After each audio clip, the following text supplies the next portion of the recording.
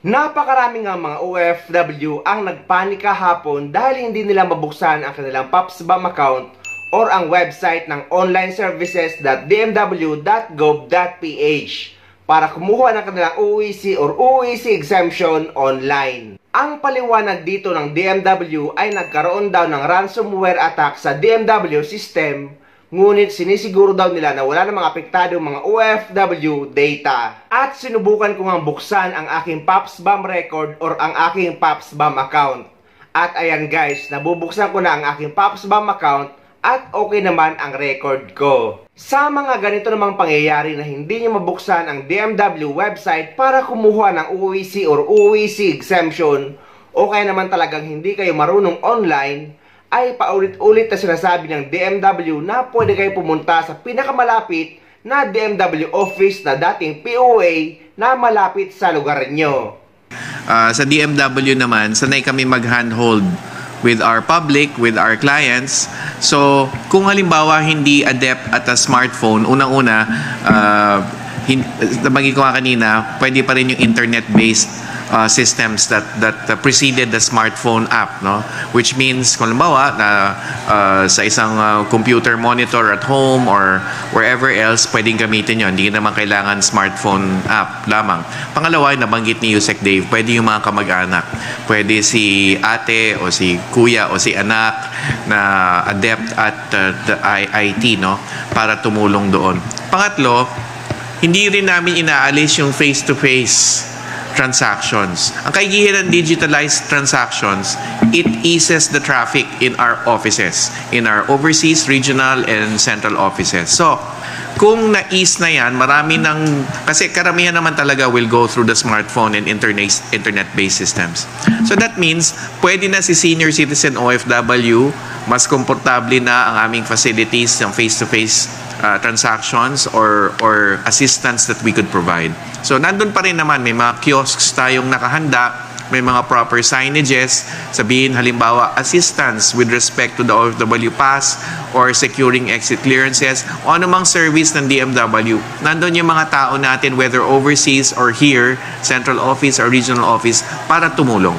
At kung for OEC exemption na lang kayo o kaya naman yung mga nakapag-acquire na ng OEC exemption ngunit aabutan ng expiration, ay pwede kayo magpa-reprint ang inyong OEC exemption sa POA desk na matatagpuan nyo sa loob ng NAIA na bukas sila 24/7. Sa mga walang idea naman kung paano mag-acquire ng OEC exemption online, eto guys, meron akong video tutorial na idudugtong na lang sa video na ito.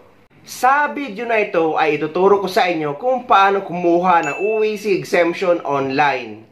Dahil guys, kinuhanan ko ng OEC exemption ang kasamahan ko dito na uuwi para sa kanyang bakasyon ngayong katapusan ng July.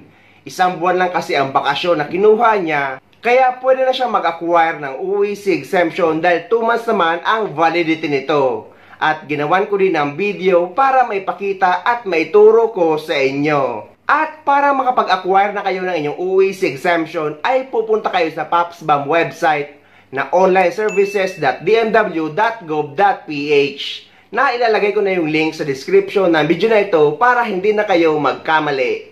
And after nyo mapasok yung website ay i-click nyo lang yung let's go. Ilagay nyo na ngayon ang inyong email address at ang inyong password, then click login.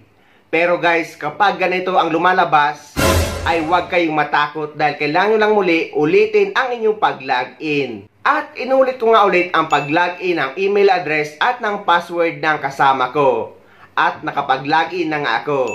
At makikita nyo dito na input your pag-ibig ID.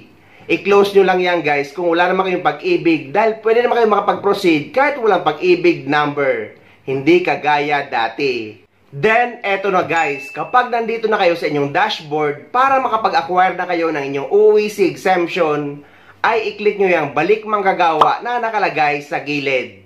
At lalabas ito. Mababasa nyo dito, passport data available. Pag-ibig number, not available. Pero i-click nyo lang yung next. At lalabas ito, previous BM contract do not have deployment details. Huwag kayong matakot guys. I-click nyo lang yang close. Then, ilalagay nyo na ang date ng pabalik nyo sa ibang bansa. Take note guys na kapag mag-a-acquire kayo ng OEC exemption is ang date pabalik sa ibang bansa or yung flight nyo pabalik sa ibang bansa ang ilalagay nyo. Dahil ang ating OEC or OEC exemption ay ginagamit natin kapag papunta tayo sa abroad or sa bansa kung saan tayo nagtatrabaho. And after nyo malagay yung date ng flight nyo pabalik sa ibang bansa, ay i-click nyo lang yang next. At lalabas na ito guys. May mga tanong dyan sa baba na kung are you returning to this employer? Are you returning to this job site?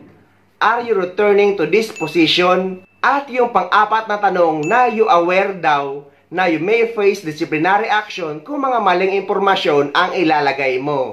Ang sagot dyan guys ay kailangan nyo lang lahat i-click ang yes. Dahil nga wala namang pagbabago sa employment information nyo. And after nyo maklik lahat ng yes ay lalabas na ito. Evaluator's remarks. At may makikita nyo dyan na pula, print OEC at nakalagay lahat ng information nyo at status completed. So, i-click nyo lang yan guys, kulay pula na print OEC. And after nyo maklik yung print OEC at dapat meron kayong document viewer para makita nyo ang inyong OEC. So, kapag naklik nyo na yan, ay eto na guys. Yan na ang inyong OEC exemption. Ganun lang kadali mag-acquire ng OEC exemption sa inyong PAPSBAM account. So, ang tanong ng karamihan na kailangan pa daw ba magpa-verify ng kontrata kapag nakapag-acquire na ng OEC exemption at babalik lang din sa parehong employer at wala namang pagbabago sa employment information. Ang sagot guys, kapag nakapag-acquire na kayo ng OEC exemption at wala namang pagbabago sa employment information, ay hindi na required ang panibagong Polo Verified Contract. Okay na yan guys, dalhin nyo lang inyong printed valid contract kapag magbabakasyon kayo sa Pilipinas, just in case man hanapin sa immigration. Yung pangatlo po yung tinatawag nating balik manggagawa or returning workers, no? Ito pong balik manggagawa, sila po yung dati nang nagtrabaho sa abroad, meron po silang valid employment contract at nagbakasyon lang panandalian sa Pilipinas at muli pong babalik sa kanilang employers, no? Sila po ay mga OEC exempt. Kung kayo naman po ay balik manggagawa, online na po ito. Kung babalik po kayo sa inyong dating pinagtatrabahuhan, meron na pong tinatawag na OEC Exemption Certificate na inyo na pong makukuha sa sarili ninyong online account sa Department of Migrant Workers. Hindi nyo na po kailangang pumunta dito sa amin dahil dire-diretso po yung pagkuha ng OEC sa inyong online account. So ayun guys, sana may nakuha kayong idea at sana nakatulong ang video na ito sa inyo. At sa mga hindi pa dyan nakasubscribe sa channel ko, please don't forget to subscribe my YouTube channel and please click the notification bell para lagi kayo updated sa mga upcoming videos na gagawin ko tungkol sa mga updates sa ating mga OFW. Mula dito sa Dubai, maraming salamat. See you next time.